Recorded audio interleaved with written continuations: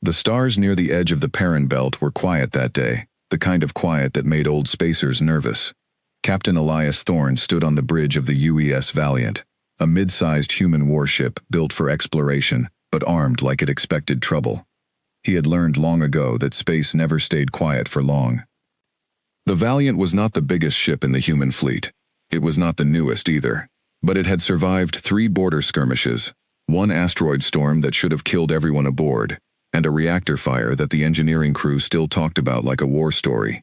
Thorne trusted his ship, and more importantly, he trusted his crew. "Captain, we have a contact," said Lieutenant Mara Voss from the sensor station. Her voice was calm, but her fingers moved fast over the console.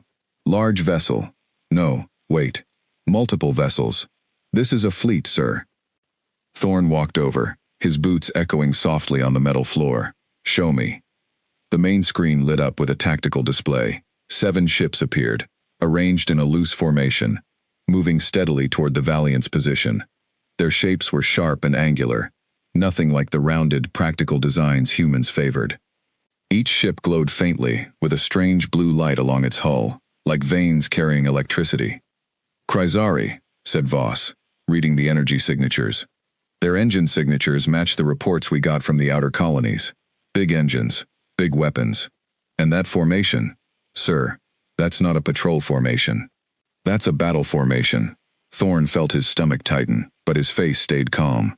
Command had taught him that his crew watched him more than they watched the screens. If he panicked, they would panic. If he stayed steady, they would stay steady too. "Options," he said simply. "We could run," said the tactical officer, a broad-shouldered man named Devlin Cruz. "Our engines are fast. We could make it to the jump point before they catch us." "They'd catch our jump signature and follow," Voss said. "And running from a first contact isn't exactly good diplomacy." "This isn't a diplomacy mission," Cruz said. "This is 7 warships showing up out of nowhere." Thorne raised a hand, and the bridge went quiet. He looked at the screen a moment longer, studying the alien formation.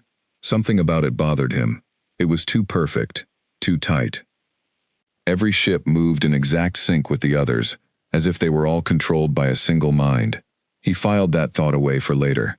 "We don't run," Thorne said. "Not yet. Open a channel. Let's see what they want." The communications officer, a young woman named Priya Nair, worked quickly.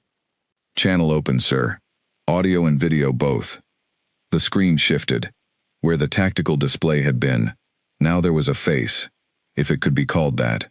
The alien had a long, narrow head with smooth gray-blue skin, 2 large black eyes, and a mouth that seemed built more for cutting than talking. Behind him, more aliens moved on what looked like the bridge of the lead warship, their bodies wrapped in armor that glowed with the same blue light as the ship hulls. "Human vessel," the alien said. The translation software struggled for a moment before catching up, giving his voice a strange metallic echo. "I am Fleet Captain Voth Koresh, commander of the Chrysarii 3rd Battle Group. You are in Chrysarii space." Thorne stepped forward so the camera could see him clearly. "Captain Elias Thorne, UES Valiant. With respect, Captain Koresh. This system has not been claimed by any known power. We're here on a scientific survey." Koresh made a sound that might have been a laugh, if laughs could sound like grinding metal. "Scientific survey. In a warship." His black eyes moved slowly over the image of the Valiant's bridge, taking in every detail. "Tell me, human captain, do all your survey ships carry weapons like that little vessel of yours?" "Space is dangerous," Thorne said evenly. "We carry weapons the way you carry armor, for protection." "Protection," Koresh repeated the word like it tasted strange in his mouth. "Your ship is small, Captain Thorne. Your hull is thin. Your weapons—" He paused, and one of his crew members said something off-screen that made a few of the aliens make that grinding laugh sound again. "Your weapons are almost quaint. We have scanned your vessel. Its output is a fraction of what even one of my ships can produce." Thorne kept his expression neutral, though inside he felt a flicker of anger. He had heard this kind of talk before, from other species that judged humanity by the size of their ships instead of the skill of their crews. It never got easier to hear, but he had learned not to let it show. "We've survived worse odds than this," Thorne said. "I'd be careful about judging a ship by its size, Captain. Small ships have ended big wars before." Koresh's mouth opened wider, showing rows of small, sharp teeth. It took Thorn a second to realize this was the alien version of a grin. Confidence. I like that in prey. It makes the hunt more interesting. We're not prey, and this doesn't have to be a hunt, Thorn said. We came here to study a stellar phenomenon, not to fight. If this system belongs to the Kryzari Empire, we'll leave peacefully. Just say the word. There was a pause. Koresh turned his head slightly, as if consulting someone off-screen, though his eyes never left the camera. When he spoke again, his voice had a mocking edge that even the translation software couldn't soften. Leave peacefully, he said. Yes. That is what small things do when they meet something bigger. They leave, or they hide, or they run. It is the way of the universe, Captain Thorn. The strong survive. The weak find ways to avoid dying, for a little while longer. Behind Thorn, he heard Cruz shift his weight, the man's jaw tightening. Thorn didn't need to look back to know his tactical officer wanted to say something sharp. He gave a small hand signal, low where the camera couldn't see it, telling Cruz to stay quiet. We're not looking for a fight, Thorn repeated, but we won't run just because you tell us to. Koresh's grin widened even further. Then perhaps you would like a demonstration, something to help you understand your place. He raised one long gray hand and gestured to someone off-screen. Power up the forward cannons. Let us show our small human friends what real strength looks like. On the tactical display, the 7 Kryzari ships began to shift. Weapon ports along their hulls opened, and lines of blue energy gathered at the tips of long cannon arrays. The power output readings on the Valiant sensors spiked dramatically. Sir, Voss said quietly, their weapons are charging, all 7 ships. Thorn's mind raced, but his voice stayed level. Cruz, raise shields. Quietly. Don't power up our own weapons yet. I don't want to look like we're escalating first. Aye, sir, Cruz said, his hands moving fast over the console. On the screen, Koresh watched with obvious amusement. You see, Captain Thorn? This is the difference between us. My ships can destroy your little vessel 7 times over, before you could even land a single hit. And yet you stand there, telling me you won't run. It's almost admirable. Almost. Almost, Thorn asked. Mostly. It is foolish, Koresh said. But I admit, I am curious. Humans have a reputation, out on the edges of known space. Stories travel, Captain Thorn. Stories of stubborn little ships that refuse to lose, even when logic says they should. I have always wondered if those stories were true, or just the kind of tales weak species tell themselves to feel less weak. Thorn allowed himself a small, thin smile. Maybe you're about to find out. Koresh made that grinding laugh again, louder this time, and several of his crew joined in. Confidence, again. I respect it, even in something so small. Very well, Captain. Let us test the stories. Power down your shields, and I will let your crew live. Refuse, and I will show you exactly how quaint your weapons really are. On the bridge of the Valiant, nobody moved. Thorn could feel the tension in the room, thick enough to touch. He knew what his crew was thinking, because he was thinking it too. 7 warships, all bigger than the Valiant, all with weapons already charged. By any reasonable measure, this was a fight they could not win. But Thorn had learned something important in his years of command. Reasonable measures did not always account for everything. Captain Koresh, Thorn said slowly, I'm going to give you the same courtesy you gave me. A chance to walk away. This is your last warning. Power down your weapons, or things are going to go very badly for your fleet. For a moment, Koresh said nothing. Then he laughed again, longer and louder than before, and this time nearly every alien visible on the screen laughed with him. A warning. From a survey ship. Oh, this is precious. Truly precious. I almost don't want to destroy you now, human. I want to keep you, so I can tell this story for years to come. The little human captain who threatened a Kryzari battle group with his broken-down survey vessel. We'll see who's telling stories when this is over, Thorn said quietly. Koresh's laughter died down slowly, replaced by a cold, sharp look. Enough games. Weapons free. Destroy the human ship's engines first. I want them alive long enough to understand what they threw away. The channel cut, replaced again by the tactical display. The 7 Kryzari ships surged forward, weapons glowing bright with charged energy. Brace for impact, crews shouted. But something strange happened. The lead Krysari ship, the one carrying Captain Koresh, suddenly flickered. Its bright blue engine glow dimmed for just a second, then came back, then dimmed again. "Sir," Voss said, staring at her screen in confusion, "I'm reading power fluctuations across the entire Krysari formation. All 7 ships." Thorne's eyes narrowed. He thought back to what he'd noticed earlier, the way the alien ships moved in perfect, unnatural sync. A shared power system, it had to be. Weeks earlier, long before this encounter, a small research team back on Earth had made a discovery while studying wreckage from a damaged Krysari scout ship recovered after a skirmish near the colony world of Meridian. That wreckage held secrets about how Krysari ships shared power between each other, linked through something the scientists had nicknamed the Hive Grid. It was a brilliant piece of engineering, allowing an entire fleet to redistribute energy instantly, making every ship in a formation stronger together than any of them could be alone. It was also, the scientists had realized with growing excitement, a weakness. A system built for sharing power could be turned into a system for stealing it. Thorne hadn't known, when this mission began, that he would need that discovery today. But Command had insisted the Valiant carry a very special, very secret piece of equipment. A small, unassuming device buried deep in the ship's hull, waiting for exactly this kind of moment. "Voss," Thorne said quietly. "Status on the drain field?" Voss's eyes went wide as she checked her readings. "Sir, it's active. It's already active. It must have triggered automatically when their weapons charged and linked to the shared grid." On the main screen, one of the 7 Krysari ships went completely dark, its lights vanishing all at once. Then a second ship flickered and dimmed, then a third. Back on the Krysari flagship, Captain Voth Koresh stared at his own console in confusion as alarms began to blare across his bridge. His crew rushed to their stations, calling out warnings in their sharp, clicking language. The mocking smile was gone from his face now, replaced by something closer to disbelief. "What is happening?"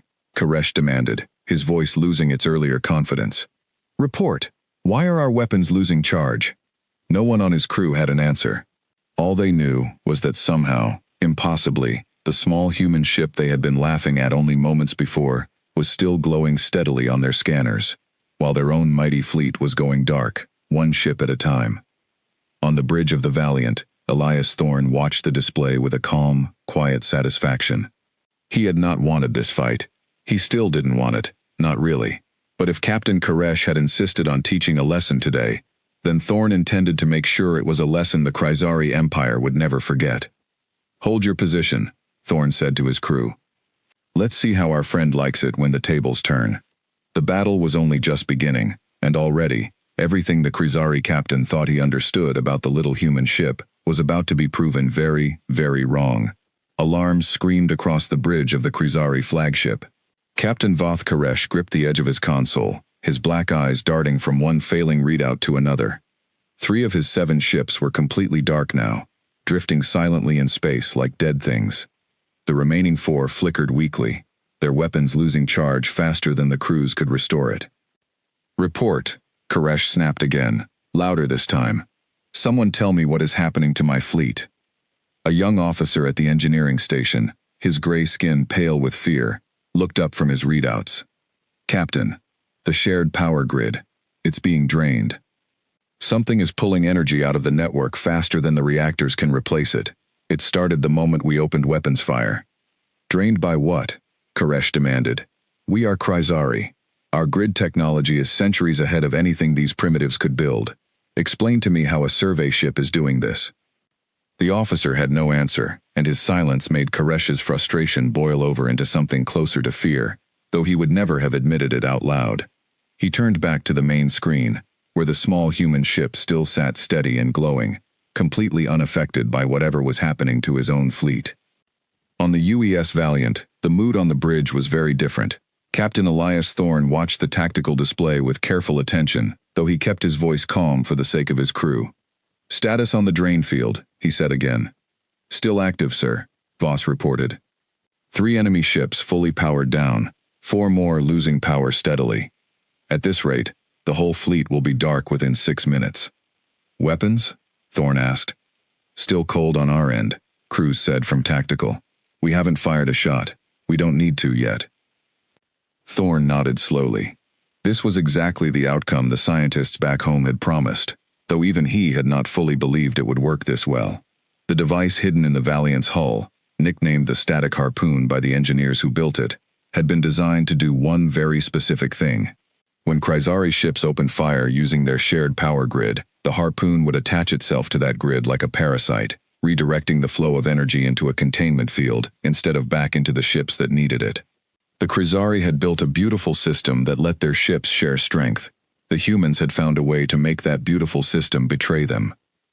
Captain, Prianair said from communications, I'm picking up chatter across multiple Chrysari channels. They're panicking, sir. I think some of the crews think they're under some kind of unknown weapon attack. They are, Thorne said quietly.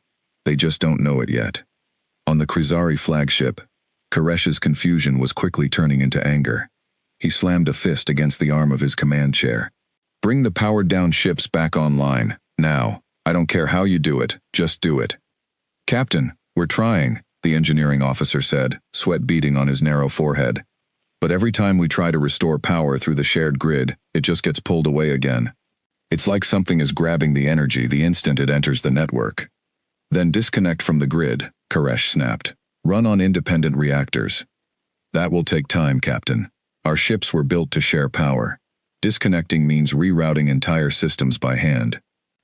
Koresh's jaw tightened, his sharp teeth pressing together. He looked back at the screen, at the small, steady image of the human ship sitting calmly in the middle of what should have been an easy, one-sided battle. For the first time since this encounter began, doubt crept into his mind. He thought back to the stories he had heard, the ones he had dismissed only minutes ago as tales weak species told to feel stronger. Stories about human ships that refused to lose, even against impossible odds. He had laughed at those stories. He was not laughing now. Get me a channel to the human ship, Koresh said. Moments later, the connection opened, and Captain Thorne's calm face appeared on the Chrysari bridge screen.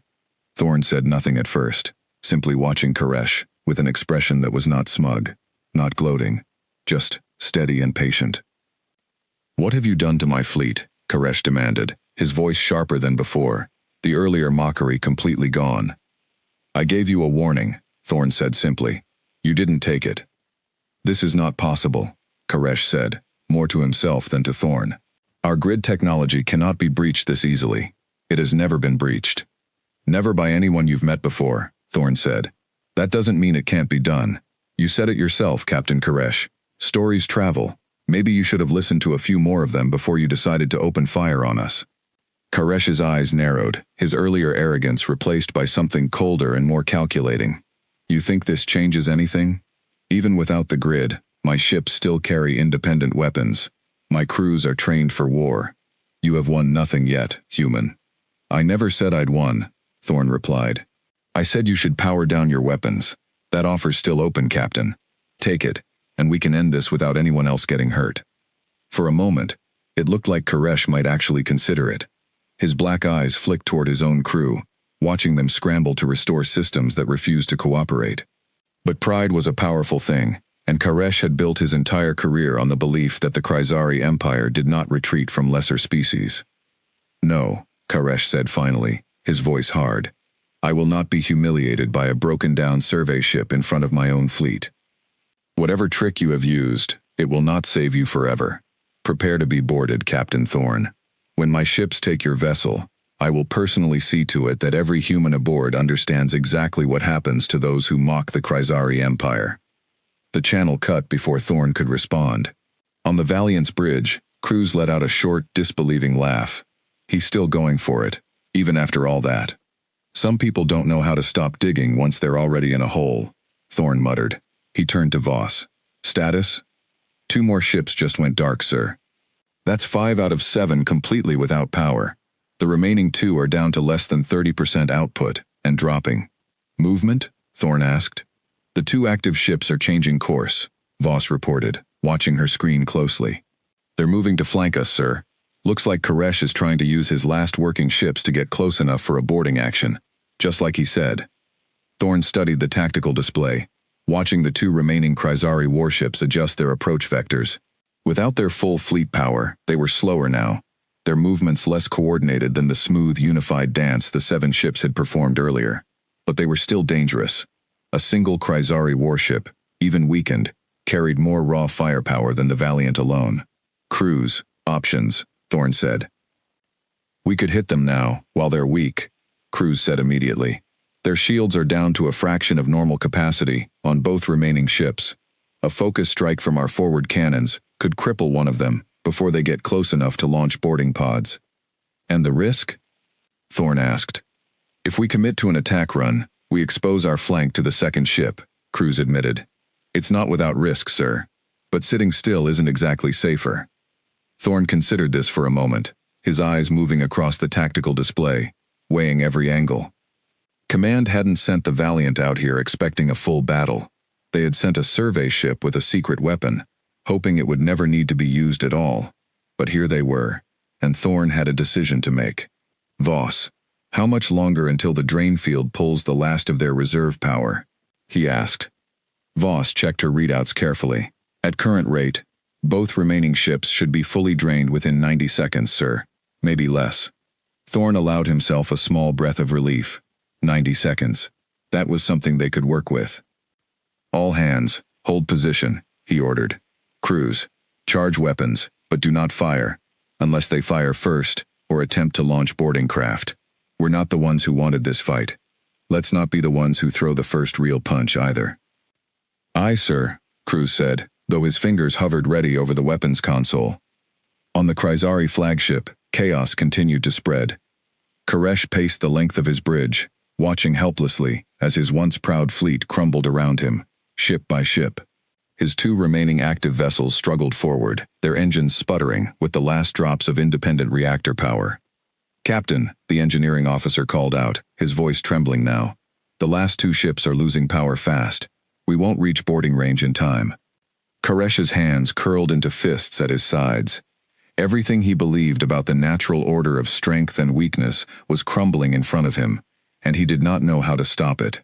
He had spent his entire career believing that bigger ships, more weapons, and greater numbers always won.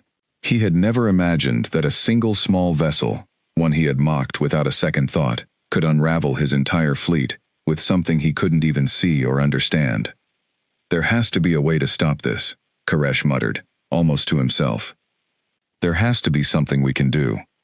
But as the last flickers of power drained from his second-to-last active ship, and its lights went dark one section at a time, Koresh began to understand, slowly and painfully, that he had made a very serious mistake.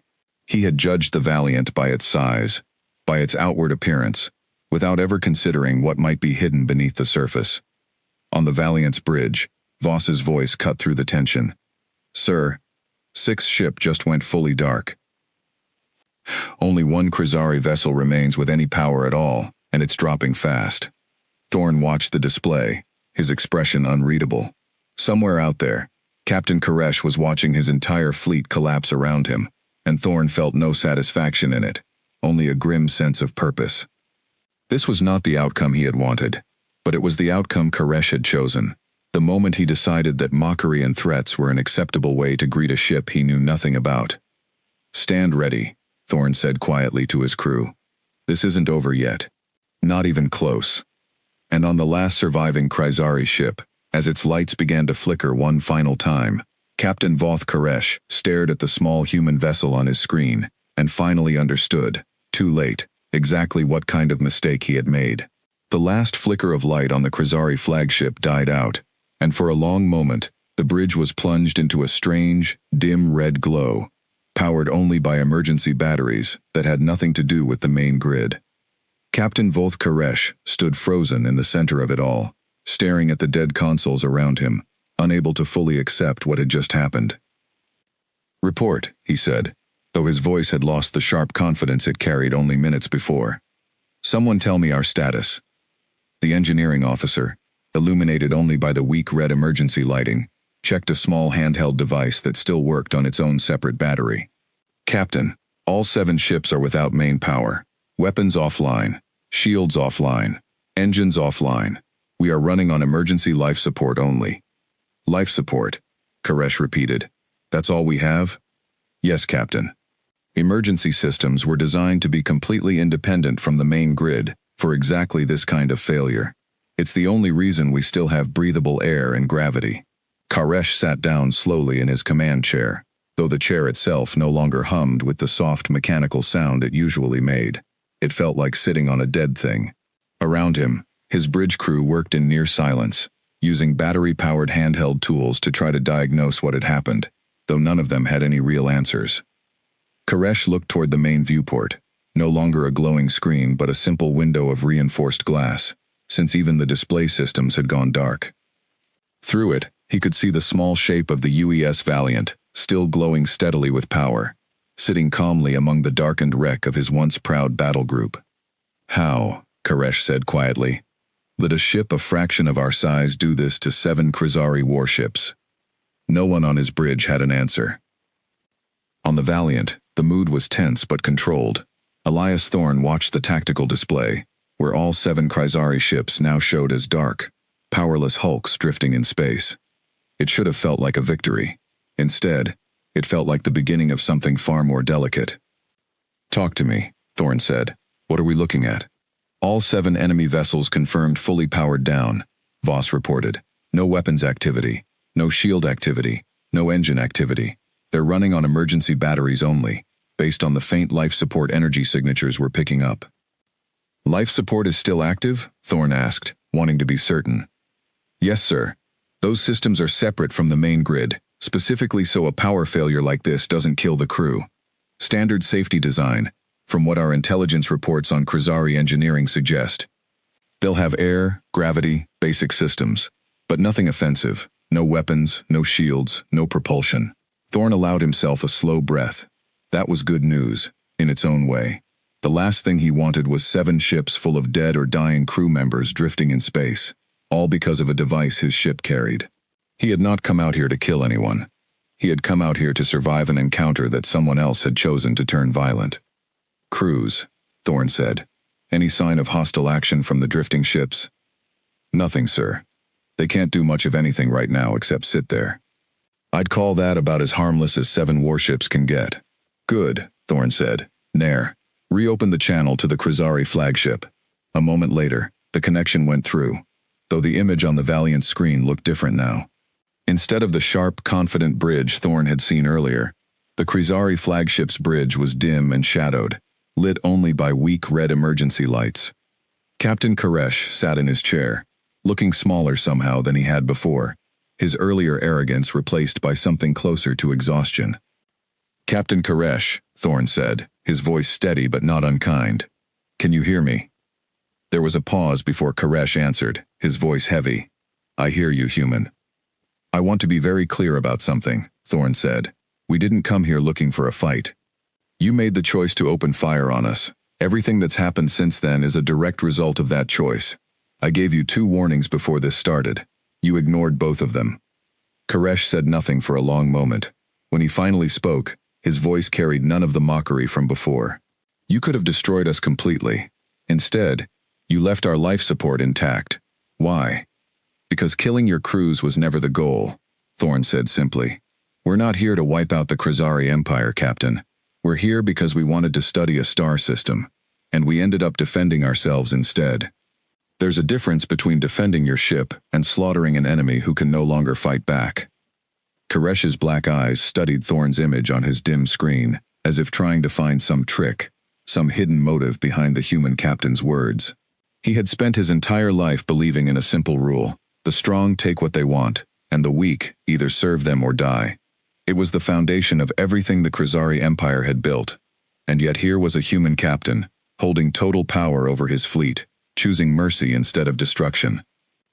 This does not make sense to me, Koresh admitted quietly.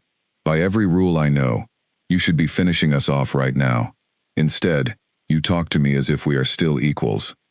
Maybe that's the difference between us, Thorne said. You measure strength by what you can destroy. We measure it by what we choose not to. For a moment, something shifted in Koresh's expression, though it was hard to read on such an unfamiliar face. It might have been anger. It might have been something closer to shame. What do you intend to do with my fleet? Koresh asked finally. That depends on you, Thorn said. Right now, your ships are alive, your crews are safe, and this entire situation can still end without any more damage. But that only works if you're willing to stand down completely. No more threats. No more talk of boarding actions or teaching lessons. Just a peaceful end to this. Koresh was quiet for a long moment, staring at the small human ship on his screen, the one he had mocked so easily only a short while ago. He thought about his crew, trapped in the dark, dependent entirely on the mercy of a species he had dismissed as weak and small. He thought about his own pride and how expensive it had already become. "And if I refuse?" Koresh asked, though his voice lacked its earlier conviction. "Then we'll be forced to consider you and your fleet an active threat," Thorn said, his tone calm but firm. "And I don't think either of us wants to find out what that means for 7 ships that can't move, can't shoot, and can't defend themselves." The threat hung in the air, unspoken but clearly understood. Koresh's jaw tightened, his sharp teeth grinding together for a moment, before he finally, slowly, nodded. "Very well," Koresh said, the words clearly difficult for him to say. "I accept your terms, Captain Thorn. My fleet stands down, fully." "Good," Thorn said. "Now let's talk about how we get your ships back online, without anyone doing anything foolish." Behind Koresh, one of his bridge officers leaned close and whispered something urgent, too quiet for the Valiant sensors to pick up clearly. Koresh's expression darkened for a brief moment, before he waved the officer away and turned back to the screen. "There is a problem," Koresh said carefully. "Restoring power to our ships is not simple. The shared grid that you disrupted is deeply connected to nearly every system on board. Without specialized equipment, or without understanding exactly what your weapon did to our network, restoring full power could take days, perhaps longer." Thorn considered this. "And in the meantime?"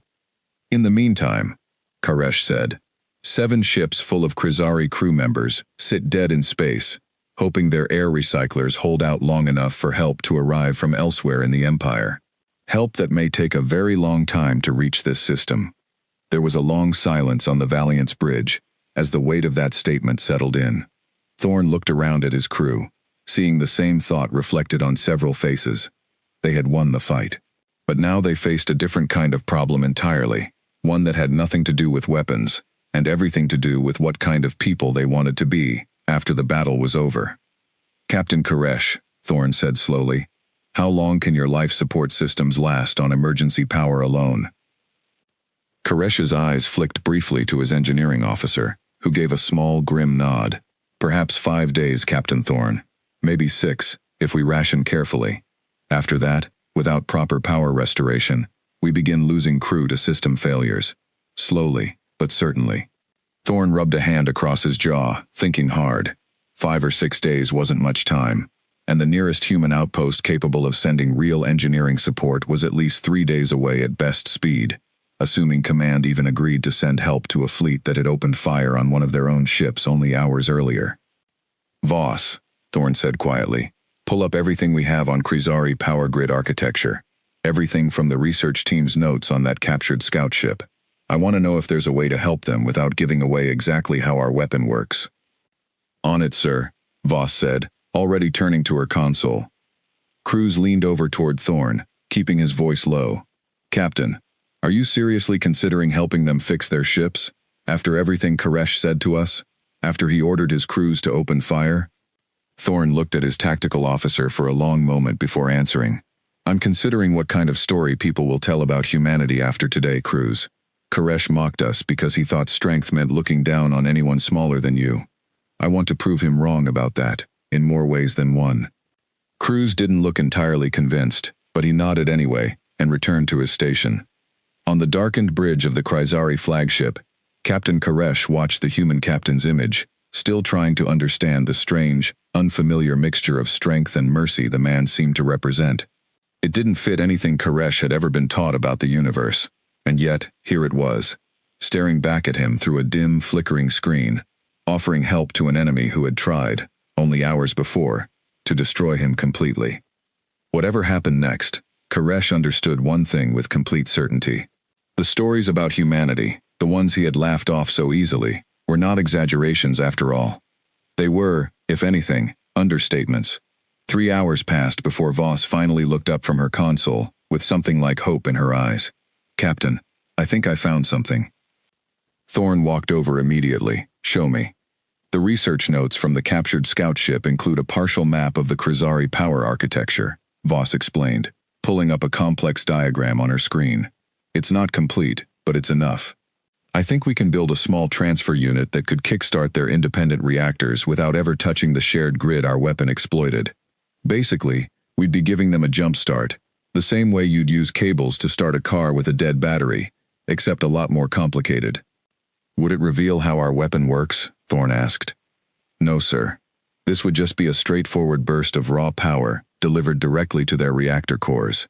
It wouldn't tell them anything about the drain field or how it latched onto their grid in the first place." Thorn nodded slowly. "How long to build it?" "Maybe 4 hours, if Ferris and his team in engineering can pull together the right components," Voss said. "Then let's not waste any more time," Thorn said. "Get Ferris on it." While the engineering team worked, Thorn reopened the channel to Koresh.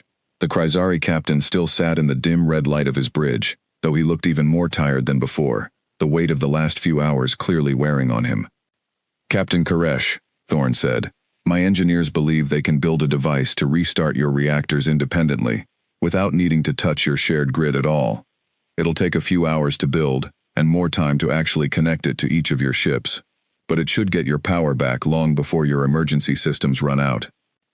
Koresh stared at the screen for a long moment, clearly struggling to process what he was hearing.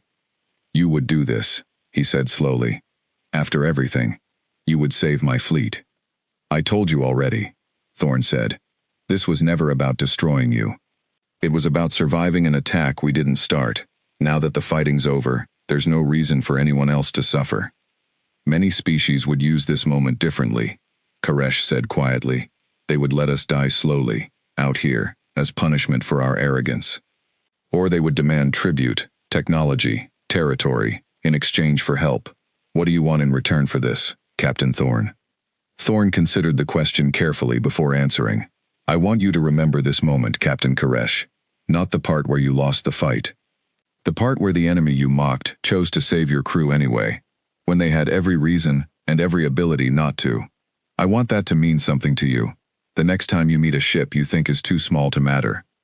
Koresh was silent for a long time after that. When he finally spoke, his voice carried a weight Thorn hadn't heard from him before. "I will remember it, Captain Thorn. I give you my word." Over the following hours, the Valiant's engineering team worked tirelessly, assembling the makeshift power transfer device from spare parts and components, never designed for this exact purpose. Chief Engineer Daniel Ferris, a stocky man with grease permanently embedded under his fingernails, personally oversaw every step of the process, refusing to let anything less than perfect work leave his hands. "This thing is held together with duct tape and hope," Ferris muttered to himself at one point, tightening a final connection. "But it should work," should being the important word there.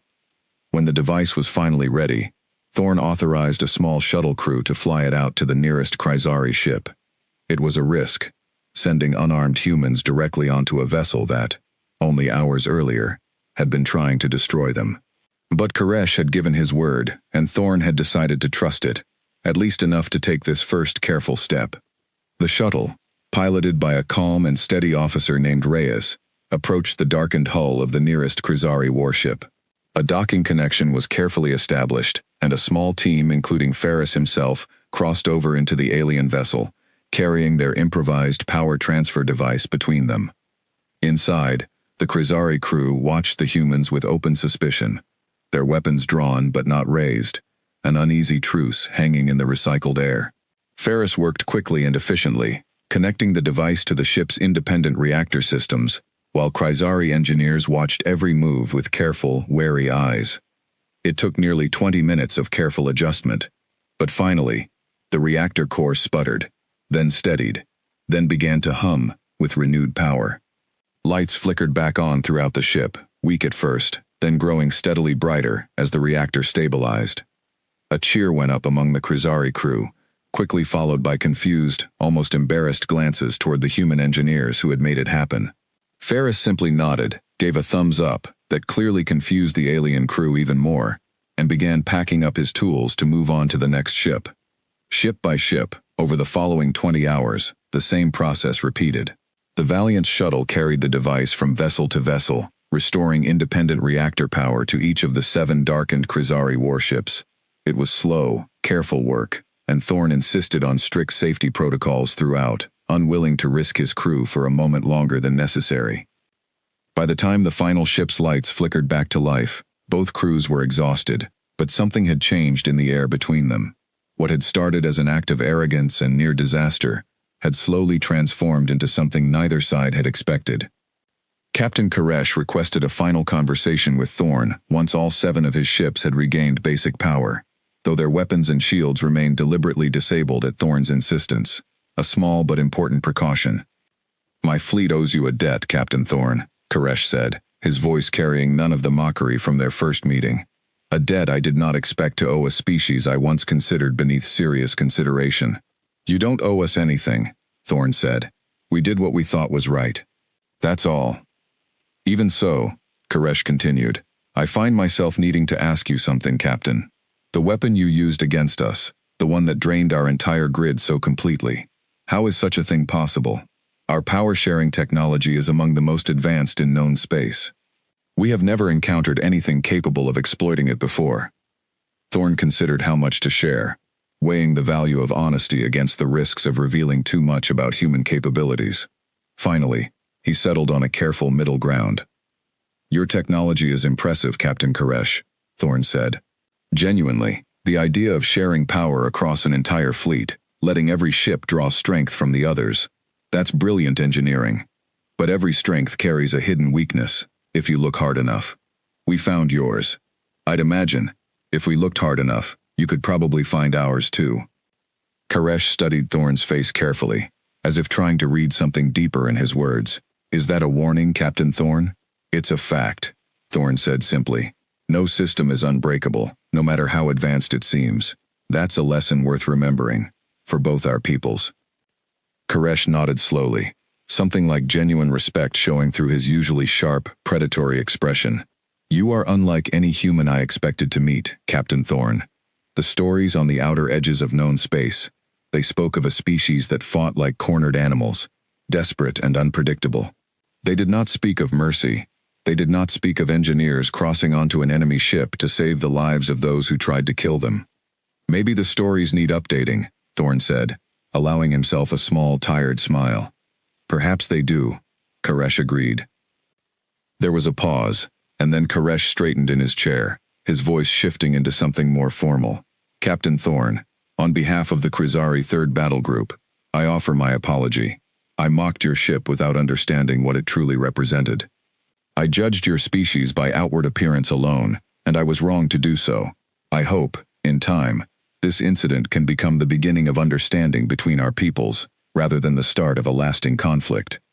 Thorn considered the offer carefully. He knew that back home, Command would have plenty of questions about this entire encounter, and plenty of opinions about how it should have been handled. But sitting here now, watching the once arrogant Krizari captain offer a genuine, humbled apology, Thorn felt confident he had made the right choices. "I accept your apology, Captain Koresh," Thorn said, "and for what it's worth, I hope this becomes the start of something better too. Not every first contact has to end in conflict. Sometimes it just takes both sides being willing to learn." Koresh gave a slow, respectful nod, a gesture Thorn suspected did not come easily to a species that valued strength and dominance above almost everything else. "I will carry this lesson with me, Captain Thorn, and I will make certain the rest of the Krizari Empire hears of it as well.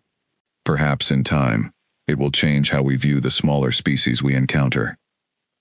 As the channel closed, and the Krizari fleet slowly began preparations to depart the system, under their own restored power, Thorn allowed himself to finally relax, if only slightly. His crew looked exhausted but proud, having weathered an encounter that could have ended in complete disaster, and instead had ended in something far more meaningful. "Well," Cruz said from his station, breaking the quiet with a tired grin, "I did not expect to end today handing out life-saving repairs to the same fleet that tried to blow us up this morning." "Neither did I," Thorn admitted, "but I think it was worth it." Voss looked up from her console, a thoughtful expression on her face. Sir, do you think this changes anything? In the long run, I mean. Do you think Koresh will actually tell his people what happened here? Thorn considered the question for a long moment before answering. I don't know for certain, he said honestly. But I think today, at least one Kryzari captain learned that judging strength by size alone is a dangerous mistake. And sometimes, that's enough to start changing minds, one story at a time. As the last Kryzari ship powered up its engines and began its slow retreat from the system, Thorn watched the tactical display with quiet satisfaction.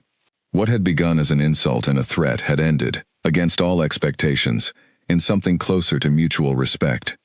It wasn't the outcome he had planned for when the day began, but it was, he decided, exactly the kind of outcome worth fighting for. 3 weeks after the encounter near the Parent Belt, the UES Valiant finally returned to Earth's orbital shipyards for repairs and resupply.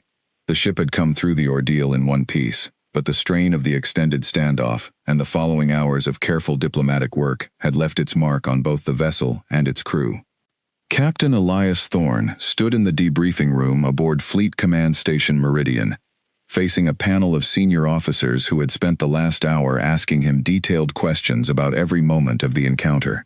Admiral Patricia Kessler, a sharp-eyed woman with decades of command experience, sat at the center of the panel, her expression unreadable, as she reviewed the reports spread across her tablet. So let me make sure I understand this correctly, Captain Thorn, Kessler said, looking up from her notes.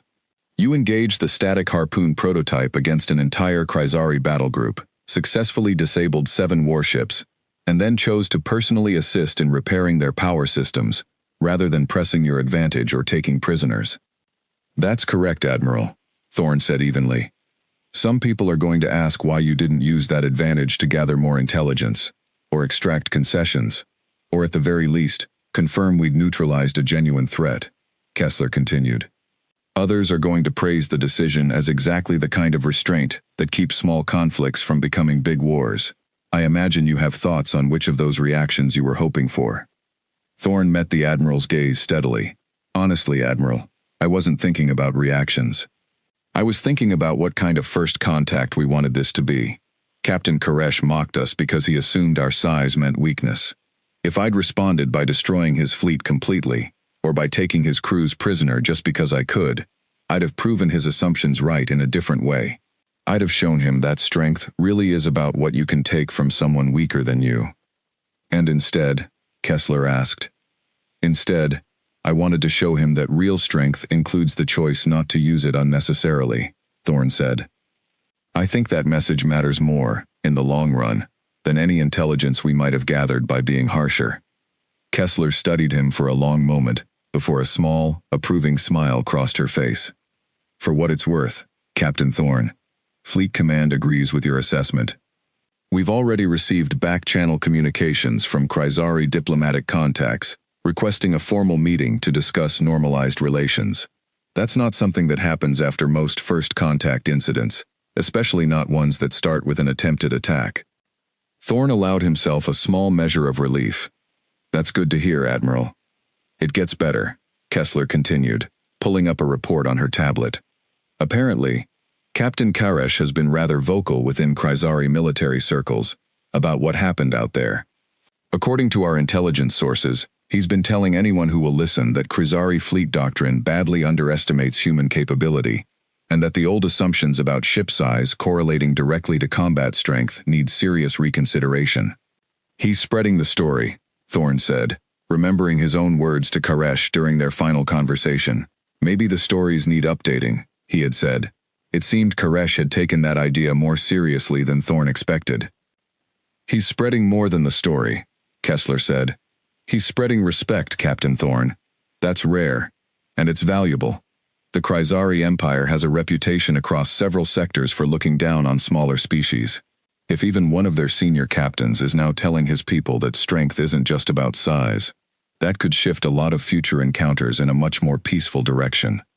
Thorn felt a quiet sense of satisfaction at hearing this, though he was careful not to let it show too openly. He hadn't done what he did for recognition or strategic advantage. He had simply tried to do the right thing in an impossible situation, and it seemed, against the odds, to have paid off in ways far beyond what he'd hoped for. Back on the Valiant, life slowly returned to something resembling normal. The crew underwent medical checkups. Engineering completed a full diagnostic sweep of every system that had been strained during the encounter, and Chief Engineer Ferris personally oversaw the careful, secretive removal and storage of the static harpoon device, ensuring its secrets remained protected for whatever future crisis might require its use again. One evening, several days after their return, Thorne found himself in the ship's small observation lounge, staring out at the stars with a cup of coffee, slowly growing cold in his hands. Lieutenant Voss found him there, and after a moment's hesitation, joined him at the viewport. "Something on your mind, sir?" Voss asked. Thorne considered the question for a long moment, just thinking about how close that whole thing came to going very differently, he admitted. If Koresh had been a little more patient, a little more willing to listen, instead of assuming, none of it would have needed to happen at all. But he wasn't, Voss said, and it did happen, and somehow, it worked out about as well as it possibly could have. "That's the part that surprises me most," Thorne said. "Not that we survived. I trusted the harpoon to work, and I trusted this crew to handle whatever came after. What surprises me is how quickly things shifted from a battle to something almost like the start of a friendship. I didn't expect that." Voss was quiet for a moment, watching the stars drift slowly past the viewport. "Maybe that's the real lesson here, sir. Not that we're strong enough to win a fight against bigger odds. Everyone already knew that, or at least suspected it. Maybe the real lesson is that we're strong enough to choose not to keep fighting, once we've already won." Thorne considered her words carefully, turning them over in his mind. "That's a good way to put it, Voss." "I try," Voss said with a small smile, before excusing herself and leaving Thorne alone once more with his thoughts and his slowly cooling coffee. Months later, the formal peace and trade agreement between Earth and the Kryzari Empire was signed aboard a neutral space station near the border of both territories. Captain Thorne attended as part of the human delegation, standing quietly near the back of the room as diplomats from both sides exchanged careful, formal words about cooperation and mutual understanding. Near the end of the ceremony, Thorne spotted a familiar figure making his way through the crowd toward him. Captain Voth Koresh, dressed now in formal Kryzari diplomatic attire rather than his usual battle armor, approached with something that almost looked like genuine warmth on his sharp, angular face. "Captain Thorne," Koresh said, extending a hand in the human greeting gesture he had clearly practiced, though it still looked slightly unnatural on him. "It is good to see you again, under considerably better circumstances." Thorne shook the offered hand firmly. "It's good to see you too, Captain Koresh, or should I say, Ambassador Koresh now." Koresh made a small, amused sound, something closer to a genuine laugh than the grinding mockery Thorne remembered from their first encounter. "The Empire decided my experience with your people made me uniquely qualified for this role.